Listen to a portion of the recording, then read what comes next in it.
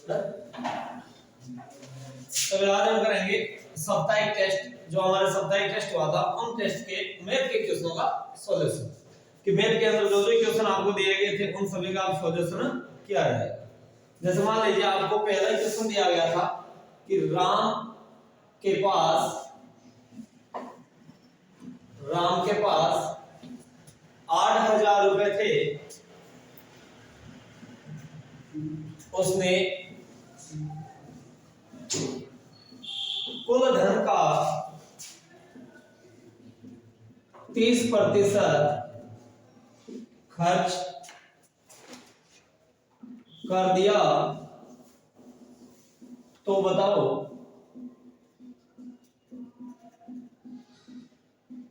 उसके पास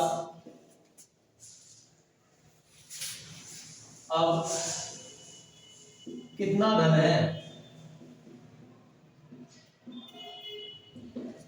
तो क्वेश्चन है कि राम के पास में कुल 8,000 रुपए थे और 8,000 रुपए में से इसने 30% खर्च कर दिया, तो अब उसके पास में कुल कितना धन बचा।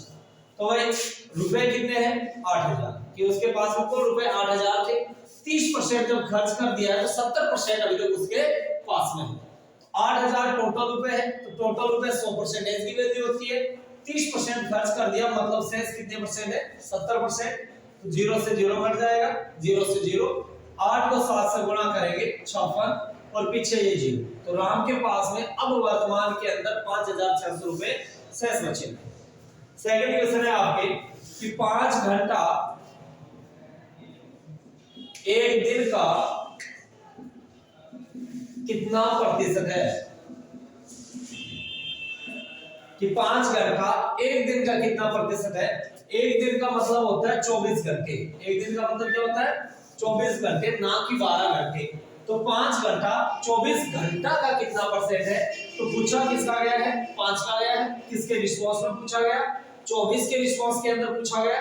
तो हम लिखेंगे 5/24। आगे हमें परसेंटेज में पूछा गया है, तो किसी भी भिन्न को प्रतिशत के अंदर कन्वर्ट करने के लिए 100% से मल्टीप्लाई किया जाता है। सब 2 के पाड़े से काट देंगे 12 बार और 2 के पाड़े से काटेंगे 50, फिर 2 के पाड़े से 6 और ये कट जाएगा 25। 5 को 25 से गुणा करेंगे 125। 125 के अंदर 6 का भाग देंगे तो आंसर हो जाएगा 20 से 5/6%। कि कुल कितने परसेंट है 5 घंटे एक दिन का कितना परसेंट है, तो 20 से 5/6%।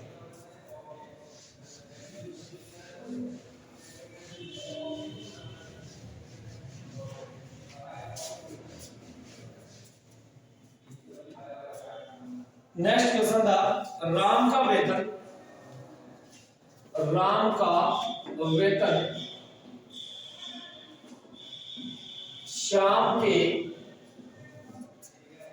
शाम के वेतन से 60% अधिक है,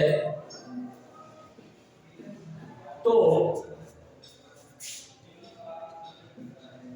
शाम का वेतन राम के वेतन से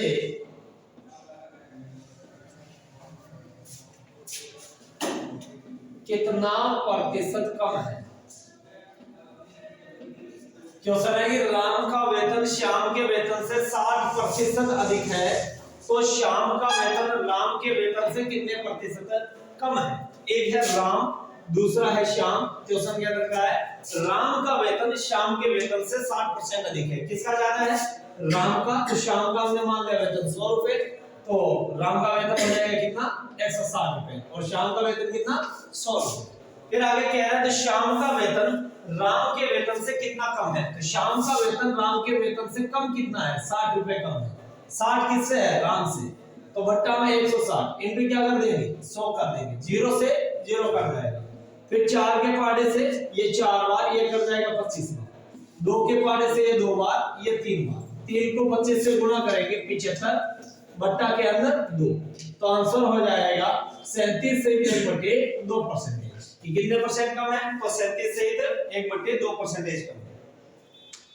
फिर नेक्स्ट क्वेश्चन है चेतन की मजदूरी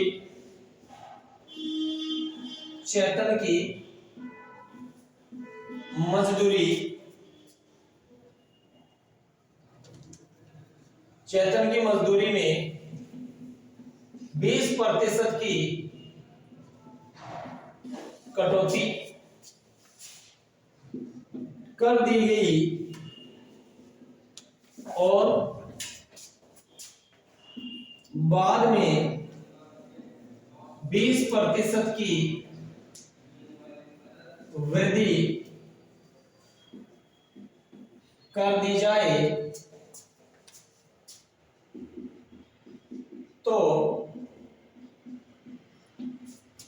तो चेतन की मजदूरी पर क्या प्रभाव पड़ेगा। क्वेश्चन है, चेतन की मजदूरी में 20% की कटौती कर दी गई और बाद में 20% की वृद्धि कर दी जाए तो चेतन की मजदूरी पर क्या प्रभाव पड़ेगा। मान लिया कि पहले मजदूरी थी 100 रुपए, कितने रुपए थी 100 रुपए, फिर आगे कह रहा है कि 20% की कटौती कर दी गई, तो पहले 100 रुपए थी, 20% की कटौती की तो आय हो गई 80 रुपए। फिर आगे कह रहा है बाद में 20% की वृद्धि कर दी जाती है, बाद के अंदर क्या कर दी जाती है 20% की वृद्धि, तो 20% की अब जो वृद्धि होगी वो किस पर होगी 80 पर होगी। तो 80 का हम निकालेंगे क्या 20%, ये 80 का 20% कितना होता है, तो 80 का 20% होता है 16 रुपए, कितना होता है 16 रुपए, 0 से 0 कट जाएगा, 0 से 0, 8 को 2 से गुणा करेंगे 16 रुपए, तो अब 16 रुपए बढ़ाए जाएंगे, तो 16 बढ़ाए जाएंगे तो कितने रुपए होंगे 96 रुपए। फिर आगे ये पूछा है तो चेतन की मजदूरी पर क्या प्रभाव पड़ेगा, पहले 100 रुपए थे अब 96 रुपए है, 4 रुपए क्या है कम है, तो चेतन की मजदूरी पर क्या पड़ेगा 4% की कमी होगी, आय पर क्या प्रभाव पड़ेगा 4% की कमी।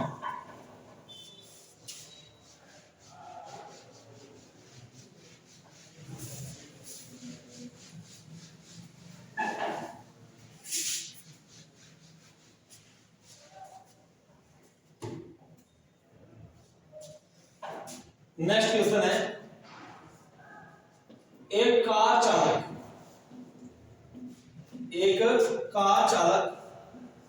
को अपनी गति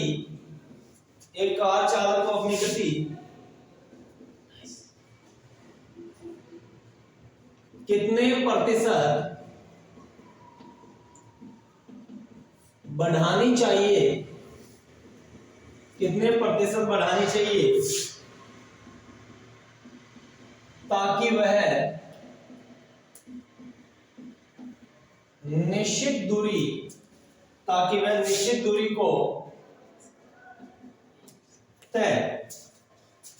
दूरी को तय करने में 20% का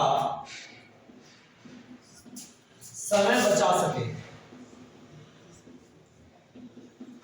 आपके पास में क्वेश्चन है कि एक कार चालक को अपनी गति कितने प्रतिशत बढ़ानी चाहिए ताकि वह निश्चित दूरी को तय करने में 20% का समय बचा सके।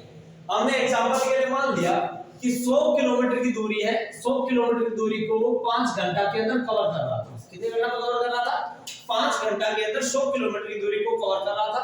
अब यह कह रहा है कि निश्चित दूरी का मतलब 100 किलोमीटर की दूरी और समय की बचत हो, कितने की हो 20%। तो 5 घंटा का 20% कितना होता है 1 घंटा होता है कि 5/100 इंटू क्या करेंगे 20, 0 से 0 कट जाएगा, 2 से 5, 5 को 5 से गुणा करेंगे 1 घंटा, तो यानी कि 1 घंटे की क्या बचत हो। तो 1 घंटे की अगर बचत होगी तो इसे ये कवर करेगा कितने घंटे के अंदर 4 घंटे के अंदर। अब ये पूछ रहा है कि एक कार चालक को अपनी गति कितने प्रतिशत बढ़ानी चाहिए, तो 100 किलोमीटर की दूरी 5 घंटों के अंदर कवर कर रहा था, तो 1 घंटे के अंदर कितनी कवर कर रहा था तो 20 किलोमीटर कवर कर रहा था। लेकिन जैसे ही ये 4 घंटों के अंदर 100 किलोमीटर की दूरी कवर करेगा तो इसे 1 घंटे में कितना चलना पड़ेगा 25 किलोमीटर चलना पड़ेगा। अर्थात पहले चल रहा था 1 घंटे में 20 किलोमीटर, अब चल रहा है ये 25 किलोमीटर, तो इसे अपनी रफ्तार के अंदर गति के अंदर 5 किलोमीटर की वृद्धि करनी पड़ेगी और 5 की वृद्धि करेगा किस पर 20 पर, तो 5/20 इंटू क्या करेंगे 100, 0 से 0 कट जाएगा, 2 से 10 कटेंगे 5, 5 को 5 से गुणा करेंगे तो 25% की इसको वृद्धि करनी पड़ेगी। कितने परसेंट की करनी पड़ेगी 25%।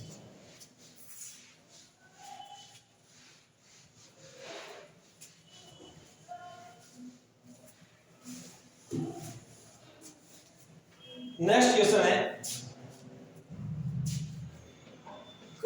मूल्य व विक्रय मूल्य, क्रय मूल्य व विक्रय मूल्य का अनुपात 5:4 है। हानि प्रतिशत बताओ। तो भाई क्वेश्चन क्या है कि क्रय मूल्य और विक्रय मूल्य का अनुपात है 5:4। क्रय मूल्य का मतलब होता है भाई खरीदना, कि खरीदी इसने कितने में, 5 रुपए में। विक्रय मूल्य का मतलब होता है बेचना, बेची कितने में, 4 रुपए में। कि 5 रुपए में कोई वस्तु खरीदी, 4 रुपए के अंदर इसने वस्तु को बेचा, तो क्या हुई, हानि हुई। क्योंकि 5 रुपए में लाया है, 4 रुपए में बेच रहा है, तो 1 रुपए की क्या हो रही है, हानि। और 1 रुपए की हानि किस पर होगी, हानि हमेशा क्रय मूल्य पर होती है, लाभ भी हमेशा क्रय मूल्य पर होता है। तो बट्टा में 5 इनटू क्या कर देंगे, 100। तो कितने परसेंट की कमी, 20% की कमी। नेक्स्ट क्वेश्चन है,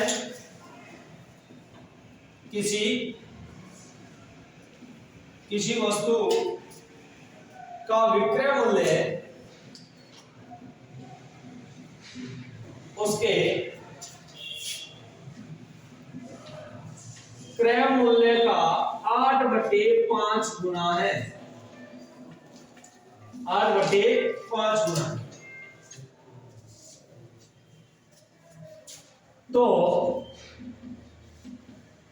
लाभ प्रतिशत बताओ।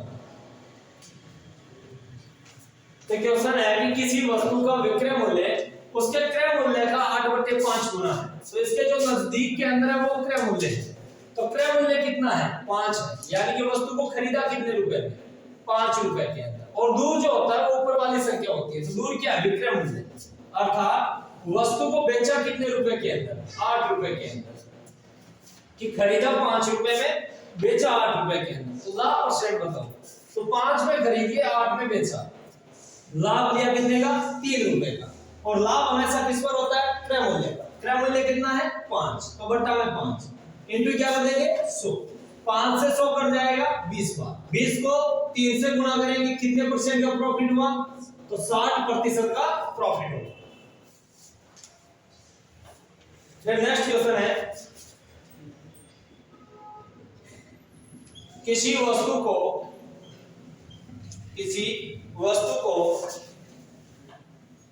700 रुपए में बेचने पर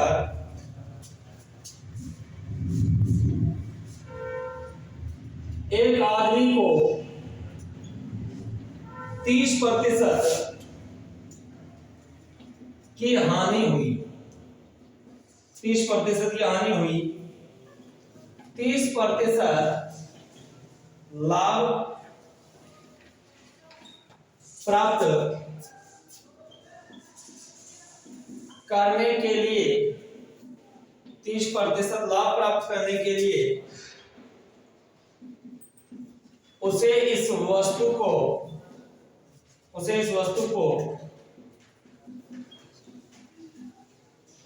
कितने रुपए में बेचना चाहिए। तो प्रश्न है कि किसी वस्तु को 700 रुपए में बेचने पर एक आदमी को 30% की हानि हुई। आगे क्वेश्चन में कह रहा है कि यदि वह 30% का लाभ लेना चाहता है तो उसे इस वस्तु को कितने रुपए के अंदर बेचना होगा। तो वस्तु को प्रारंभ में कितने में बेचा, 700 रुपए के। जब 700 रुपए में बेचा तो हानि कितने की हुई, 30%। 30% की हानि हुई, इसका मतलब 70% रुपए लिए। परसेंटेज में कितने लिए, 70 लिए। रुपए में कितने लिए, 700 लिए। तो 700 जो रुपए है वो कितने परसेंट की वैल्यू है, 70% की वैल्यू है। फिर आगे कह रहा है 30% का लाभ चाहिए। तो 30% का लाभ प्राप्त करने के लिए 130 100 क्रय मूल्य होता है, 30 लाभ चाहिए, मतलब 130% अब चाहिए। तो 0 से 0 कट जाएगा, 7 के पहाड़े से 70 10 बार, 10 को 130 से गुणा करेंगे तो वस्तु को 1300 रुपए के अंदर बेचना होगा। क्वेश्चन है कि किसी वस्तु को 10% हानि की अपेक्षा 20% लाभ पर बेचा जाए तो 210 रुपए अधिक प्राप्त होते हैं। वस्तु का क्रय मूल्य बताओ। तो यानी कि वस्तु का क्रय मूल्य हमने मान लिया 100 रुपए। कि वस्तु का क्रय मूल्य कितना है, 100 रुपए की वस्तु को खरीदा कितने रुपए के अंदर, 100 रुपए के। फिर 10% की हानि होती है। 10% की हानि मतलब 100 रुपए की वस्तु को बेचा कितने रुपए के अंदर, 90 रुपए के। फिर आगे कह रहा है 20% का लाभ, 20% का लाभ, इसका मतलब क्या हुआ कि इस वस्तु को बेचा कितने रुपए में, 120 रुपए के। आगे ये कह रहा है कि अगर 20% के लाभ पर बेचा जाए तो 210 रुपए अधिक प्राप्त होते हैं, लेकिन यहाँ पर अधिक कितने हो रहे हैं, 30 रुपए, कि मैं पहले 90 रुपए बेच रहा था, फिर 120 रुपए बेच रहा है, तो लाभ कितने का हो रहा है, 30 रुपए। लेकिन क्वेश्चन कह रहा है 30 का नहीं हो रहा, कितने का, 210 का। तो 210 30 की वैल्यू है, हमें किसकी चाहिए, 100। 0 से 0 बन जाएगा, 3 से 21 7 बार, 7 को 100 से गुणा करेंगे, आंसर होगा 700। फिर नेक्स्ट क्वेश्चन है, किसी आदमी ने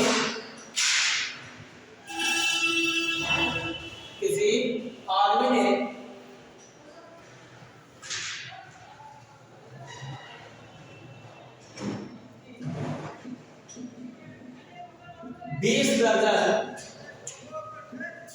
किसी आदमी ने 20 दर्जन अंडे 720 रुपए में खरीदे। वह प्रति अंडा किस भाव से, प्रति अंडा किस भाव से बेचे ताकि उसे 20% का लाभ हो सके।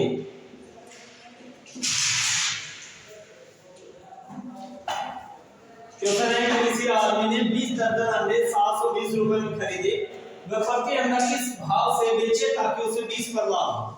तो 20% का ये जो लाभ होगा ना वो 720 रुपए का होगा। किस पर लाभ होगा, 720 रुपए पर लाभ होगा।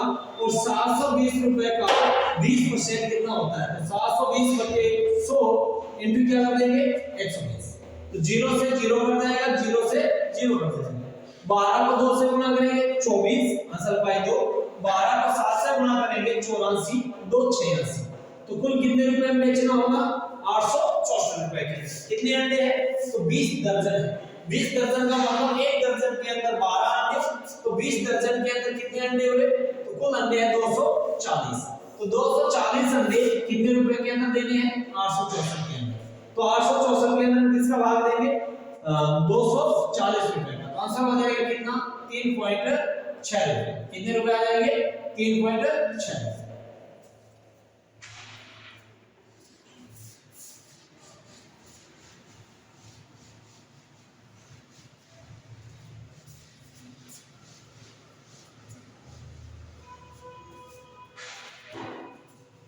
नेक्स्ट क्वेश्चन है,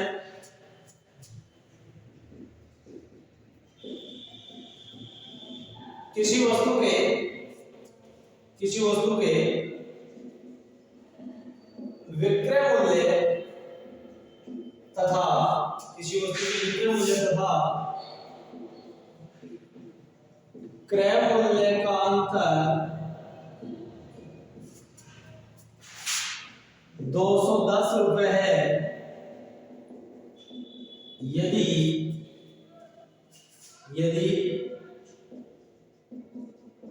लाभ का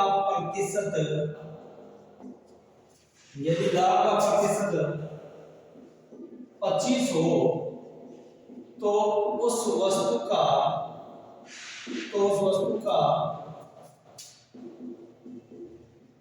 विक्रय मूल्य होगा।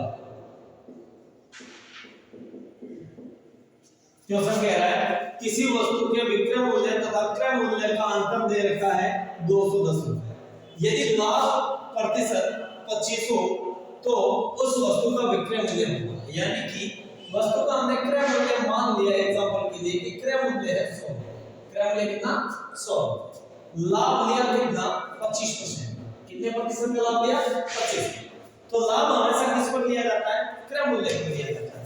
तो वस्तु को बेचा कितने, तो यानी कि वस्तु का विक्रय मूल्य, तो वस्तु को बेचेगा ये 125 रुपए। 100 रुपए में लाया, 25 का लाभ दिया, 125 में बेचेगा। यहाँ पर इन दोनों के बीच में अंतर कितने का 25। क्वेश्चन कह रहा है 25 का नहीं, कितने रुपए का अंतर है 210। तो 210 किसकी वैल्यू है 25। हमें कहा है आगे कि तो उस वस्तु का विक्रय मूल्य होता है। विक्रय मूल्य कितना है 125 इनटू में क्या कर देंगे 125 कर देंगे। 25 से 125 5 बार 210 को 5 से गुणा करेंगे, आंसर हो जाएगा 1050। ये वस्तु का विक्रय मूल्य है 1050।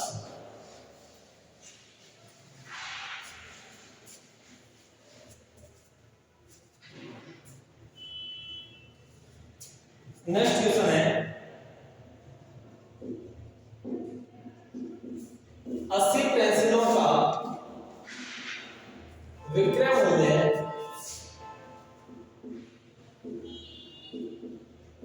60 पेंसिलों का क्रय मूल्य के बराबर है। तो लाभ या हानि प्रतिशत बताओ। तो लाभ या हानि परसेंटेज बताओ। तो मैंने आपसे कहा था कि इस प्रकार के अगर क्वेश्चन हो जिनमें विक्रय मूल्य और क्रय मूल्य दोनों बराबर दे रखे हो, तो जो आपका विक्रय मूल्य है उसे क्रय मूल्य मानना है और जो क्रय मूल्य है उसे विक्रय मूल्य मानना है। तो क्रय मूल्य हो गया हमारा कितना 80 रुपए। विक्रय मूल्य है 80 रुपए। फिर विक्रय मूल्य, तो विक्रय मूल्य है ध्यान रखना 60 रुपए कि 80 रुपए में वस्तु को खरीदा, 60 रुपए में वस्तु को बेचा, तो 20 की हानि हुई। हानि हमेशा किस पर होती है क्रय मूल्य पर, इनटू क्या कर देंगे 100। 0 से 0 कट जाएगा, 2 से 8 कट जाएगा 4 बार, 4 से 100 कट जाएगा 25% की हानि। फिर नेक्स्ट क्वेश्चन है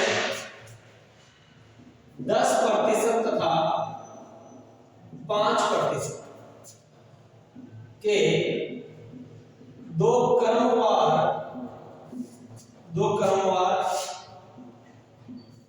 बट्टे किस एकमात्र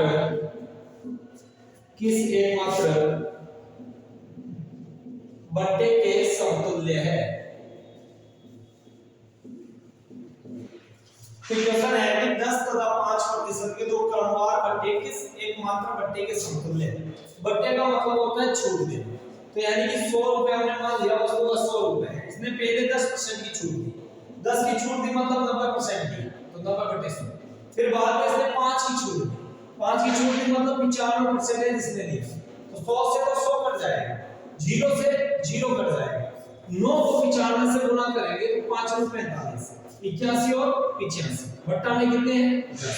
तो ये रुपए कितने देगा 85.5 रुपए तो देगा। तो ये छूट कितने की देगा, तो 100 माइनस करेंगे 85.5 तो छूट देगा 14.5%। तो ये 14.5 आपका आंसर हो जाएगा।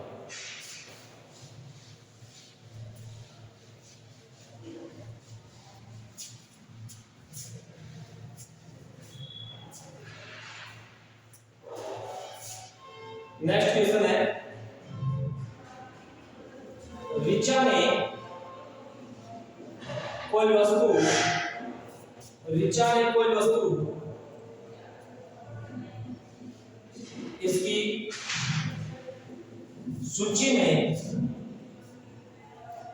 इसकी सूची मूल्य के 4/5 पर खरीदी, 4/5 पर खरीदी तथा इसे सूची मूल्य से 20% अधिक पर बेचा।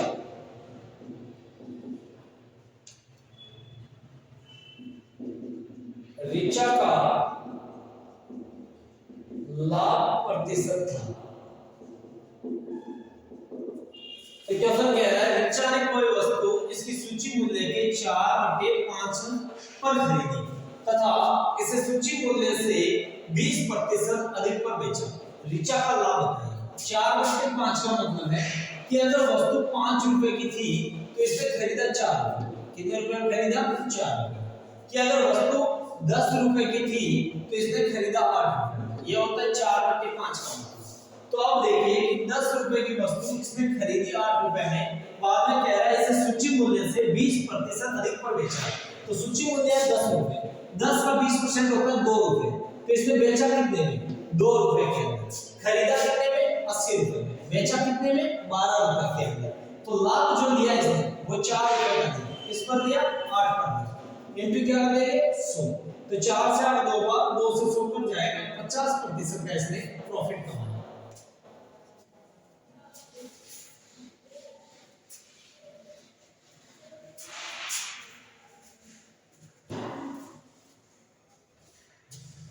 नेक्स्ट क्वेश्चन है,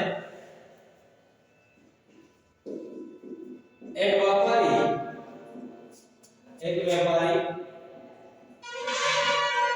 अपने ग्राहकों को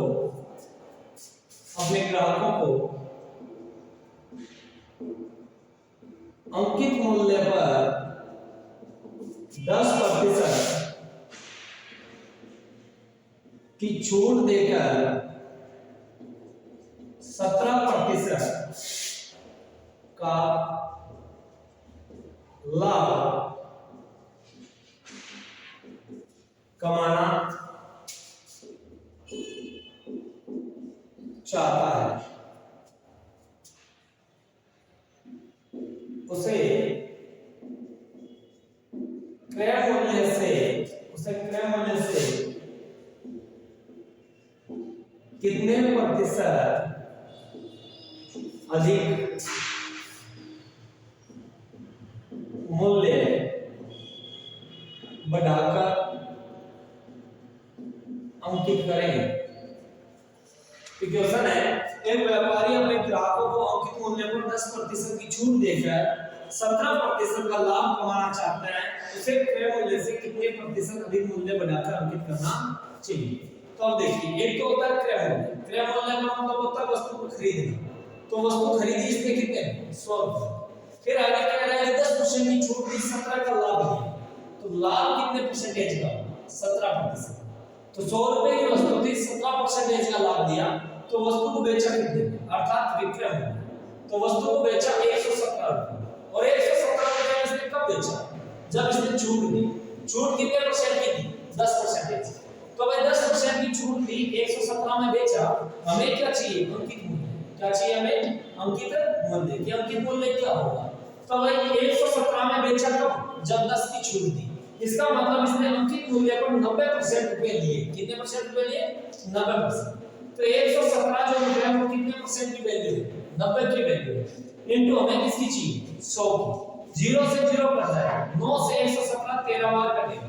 13 को 10 से गुणा करेंगे। अंकित मूल्य 130 रुपए। क्रय मूल्य कितना है? 100 रुपए। अंकित मूल्य कितना है? 130 रुपए।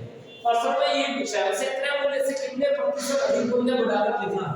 तो 100 के 130 लिखेगा। कितने परसेंट बढ़ा के लिखना पड़ेगा? 30% रुपए बढ़ा करके लिखने होंगे।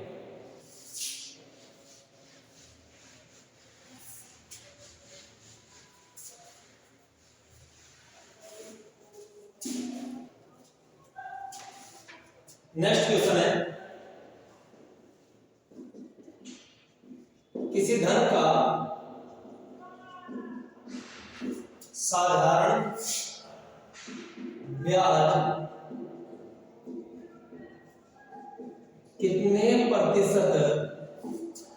कितने प्रतिशत वार्षिक ब्याज की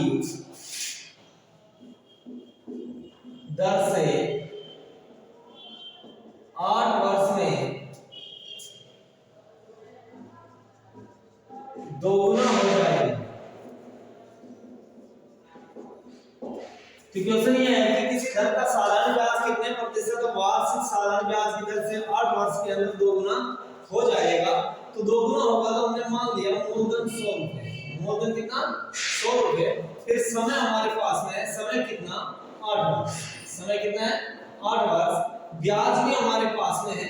ये कह रहा है कि राशि दोगुना हो जाती है। दोगुना का मतलब होता है 100 रुपए के 200 रुपए हो जाते हैं। तो जब राशि 100 की 200 रुपए होती है तो ब्याज कितना मिलता है? 100 रुपए मिलता है।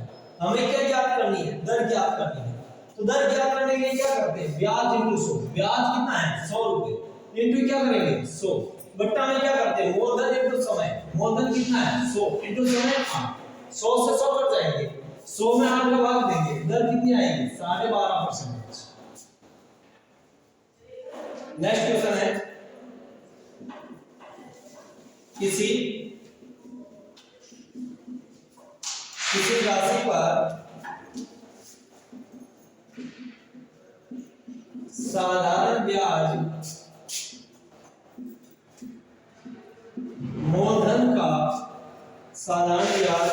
मूलधन का 1/4 है और वर्षों की संख्या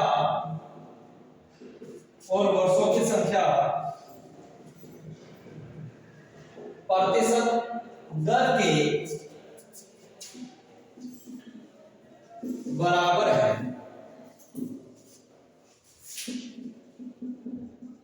प्रतिशत दर है। तो प्रश्न है, किसी राशि पर साधारण ब्याज मूलधन का 1/4 है और वर्षों की संख्या प्रतिशत दर के बराबर है, यानी कि समान समय है और समान दर है। हमें क्या दे रखा है? ब्याज दे रखा है, कितना? 1 रुपए। मूलधन कितना है? 4 रुपए। तथा दर और समय दोनों क्या है? समान। तो ऐसे क्वेश्चन के लिए मैंने कहा था कि 1/4 देखना, ऊपर वाली संख्या के पीछे 2 जीरो लगा देना, तो ये रूट में हो जाएगा। 100 का वर्गमूल कितना होता है? 10। 4 का वर्गमूल कितना होता है? 2। 10 में 2 का भाग देंगे, दर कितनी आ जाएगी? 5%।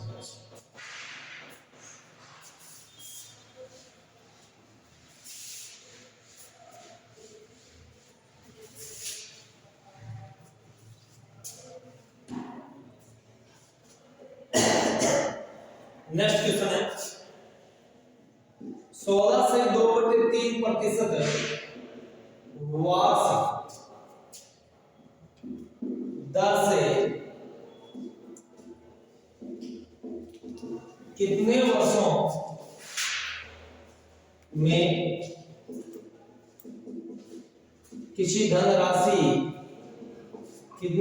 में किसी धनराशि का साधारण ब्याज उस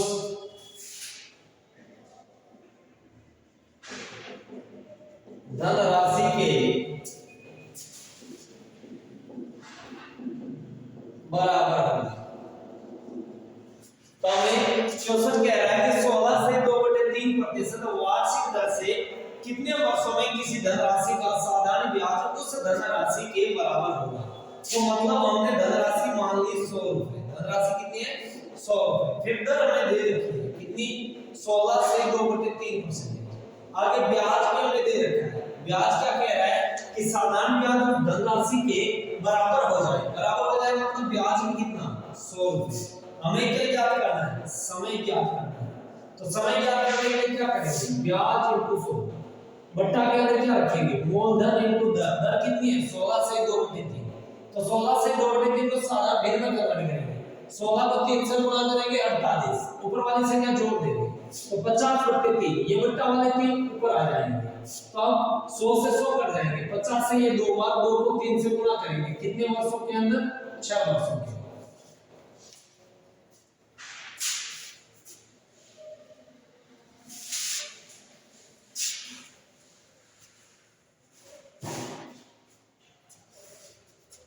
नेक्स्ट क्वेश्चन है, 10% वार्षिक ब्याज दर से 3 साल की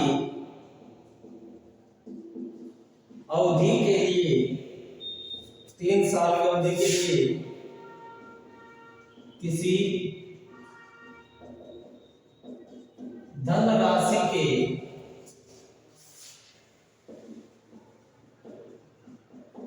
चक्रवर्ती ब्याज में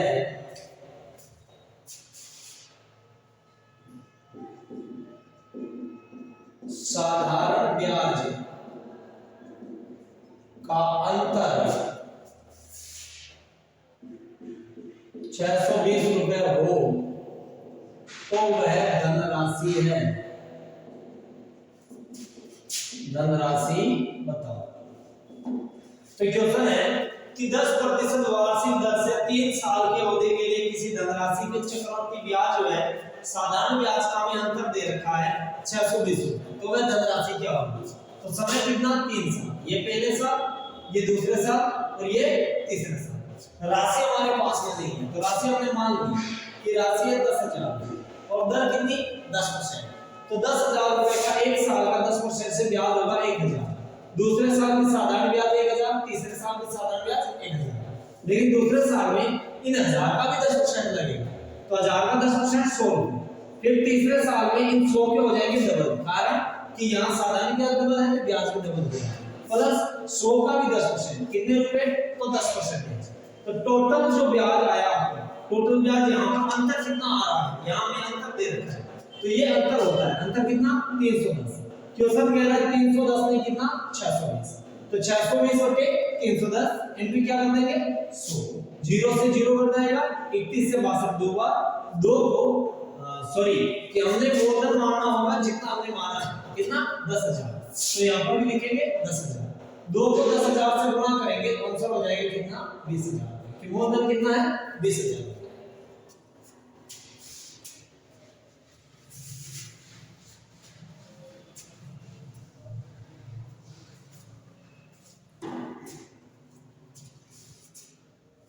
नेक्स्ट क्वेश्चन है चक्रवृद्धि ब्याज पर उधार दी गई, चक्रवृद्धि ब्याज पर उधार दी गई कोई धनराशि 2 वर्षों में 1460 रुपए तथा 3 वर्षों में 1606 रुपए होती है, तो ब्याज की वार्षिक दर होगी। क्वेश्चन कह रहा है कि चक्रवृद्धि ब्याज पर उधार दी गई कोई धनराशि 2 वर्षों के अंदर 1460 रुपए तथा 3 वर्षों में 1606 रुपए होती है, तो ब्याज की वार्षिक दर बताइए। मतलब होती है, इसका मतलब क्या? मिश्र धन है कि राशि होती है, इसका मतलब 2 वर्षों का हमें मिश्र धन दे रखा है कि 2 वर्षों का मिश्र धन, 2 वर्षों का मिश्र धन कितना? 1460 रुपए तथा आगे 3 वर्षों का मिश्र धन दे रखा है कि 3 वर्षों का मिश्र धन है कितना? 1606 रुपए। तो ये जो ब्याज लिया गया, ब्याज कितने वर्ष का लिया गया? 1 साल का लिया गया, और 1 साल का टोटल ब्याज किस पर लिया गया? 1460 पर, क्योंकि ये मिश्र धन है जिसमें मूलधन भी है 200 का और ब्याज भी है, और बाद में राशि हो जाती है 1606। तो रुपए कितने बढ़े? तो रुपए बढ़े 146। 146 किस पर बढ़े? 1460 पर, इनटू क्या कर देंगे? 100। 0 से 0 कर जाएगा, 146 से 146, तो कितने परसेंट की दर है? 10% वार्षिक ब्याज की दर है। तो ये हो गया आपके साप्ताहिक एसएससी जीडी के साप्ताहिक जो टेस्ट था, उस साप्ताहिक टेस्ट के सभी 20 क्वेश्चन जो सप्ताह के अंदर पढ़ाए गए। तो जिस किसी के भी साधारण ब्याज, लाभ हानि व प्रतिशत के क्वेश्चन समझ में नहीं आए हैं, वो एक बार पहले साधारण ब्याज और चक्रवृद्धि ब्याज की क्लासें देखें, ताकि ये क्वेश्चन आपके बेहतर तरीके से समझ में आ जाएंगे। तो मिलते हैं दोस्तों अगले दिन।